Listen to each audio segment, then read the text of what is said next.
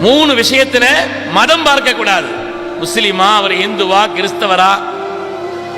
ஒன்று நீதி.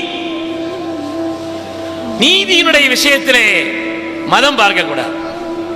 எது நீதியோ அந்த காரியத்தை நிறைவேற்ற வேண்டுமே தவிர இவர் நம்முடைய சார்புள்ளவர், நம்முடைய மதவர் என்று பார்ப்பதை மார்க்கம் தடுக்கிறது. மக்களுக்கு மத்தியில் நீதத்தோடு ஒவ்வொரு காரியத்தையும் தீர்ப்பு செய்யுங்கள். நீதத்தில் எல்லோரையும் அரவணைத்து அந்த காரியத்தை செய்ய வேண்டும். இரண்டாவது, கருணை காட்டுவது.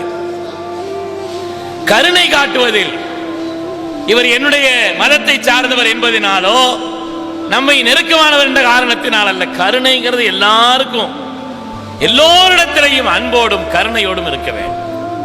அதே போல சமத்துவத்தையும் எல்லோருக்குமாக சொல்லும். மனிதர்களுக்கு மத்தியிலே பாகுபாடு கிடையாது. அவர் கருப்பர் வெளுப்பர் என்றோ, அவர் இந்த மொழி பேசுகிறார் என்றோ, அதிலே சமத்துவத்திலேயும் மார்க்க வித்தியாசத்தை காட்டியதில்லை. நீதியிலே, கருணையிலே, சமத்துவத்திலே எல்லோரோடையும் நாம் அரவணைத்து செல்ல வேண்டும் என்பதை